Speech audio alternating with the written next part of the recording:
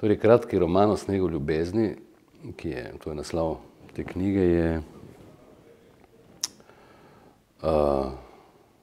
tematizira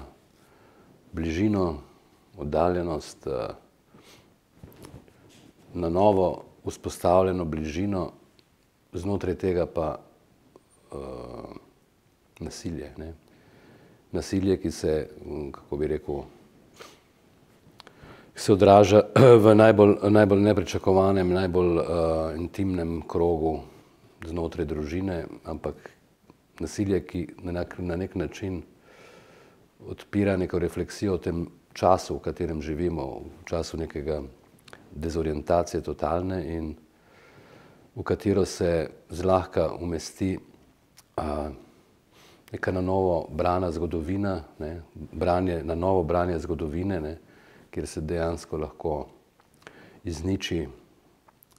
vse, kar je bilo do zdaj, kar pomeni izgubo, brisanje spomina, brisanje dejansko tudi neke identitete in vzpostavljanje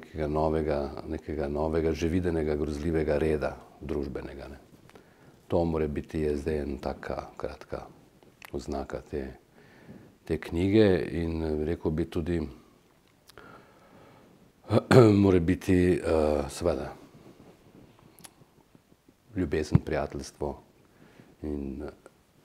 ki je bilo ranjeno na nek način. V bistvu sem vzel to kot veliko nagrado, že samo, kako bi rekel, uvrstitev v finale. Moram pa reči, da z leta v leto, kako bi rekel, to bivanje, torej iz knjige v knjigo, to bivanje na Rožniku, tisto zadnjo uro,